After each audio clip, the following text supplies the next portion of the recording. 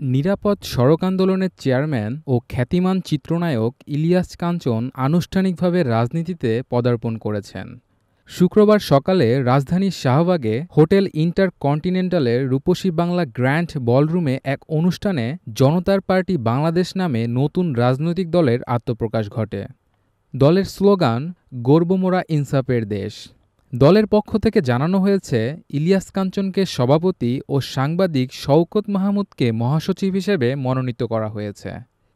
দীর্ঘদিন ধরে সড়ক নিরাপত্তা নিয়ে জনসচেতনতা গড়ে তোলা এই তারকা এবার সক্রিয় রাজনীতিতে যুক্ত হলেন। ১৯৯৩ সালে স্ত্রী জাহানারা কাঞ্চন এক সড়ক দুর্ঘটনায় নিহত হওয়ার পর থেকেই নিরাপদ সড়ক চাই আন্দোলনের মাধ্যমে ইলিয়াস কাঞ্চন দেশের সড়ক নিরাপত্তা নিয়ে কাজ করে আসছিলেন। তবে দলের আত্মপ্রকাশের সঙ্গে সঙ্গেই সৃষ্টি হয়েছে বিতর্ক। জনতার বাংলাদেশ পার্টির চেয়ারম্যান অ্যাডভোকেট শফিকুল ইসলাম সবুজ খান ইতোমধ্যে ইলিয়াস কাঞ্চনের কাছে আইনি নোটিশ পাঠিয়েছেন। তিনি দাবি করেন, তার দল জনতার বাংলাদেশ পার্টি গত ১৩ই মার্চ জাতীয় প্রেস ক্লাবে আত্মপ্রকাশ করে এবং ২০ এপ্রিল নির্বাচন কমিশনে নিবন্ধনের জন্য আবেদন জমা দেয়। কিন্তু জনতার পার্টি বাংলাদেশ নামটি তার দলের সঙ্গে খুবই সাদৃশ্যপূর্ণ হওয়ায় বিভ্রান্তি তৈরি হচ্ছে বলে জানান তিনি।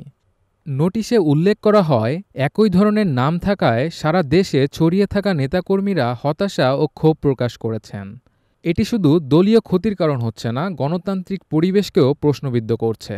এছাড়া জনতা শব্দটি ব্যবহৃত হয়েছে এমন আরও বেশ কিছু রাজনৈতিক দল রয়েছে, যেমন জাতীয় জনতা পার্টি, জনতার বাংলাদেশ পার্টি ইত্যাদি, যা জনসাধারণের মধ্যে বিভ্রান্তি সৃষ্টি করছে। উল্লেখযোগ্য যে গত বছরের ৫ই আগস্ট হাসিনা সরকারের পতনের পর থেকে দেশের রাজনৈতিক অঙ্গনে ব্যাপক পরিবর্তন এসেছে। চলতি বছরের ফেব্রুয়ারি পর্যন্ত ৬.৫ মাসে অন্তত ১৬টি রাজনৈতিক দলের আত্মপ্রকাশ ঘটেছে।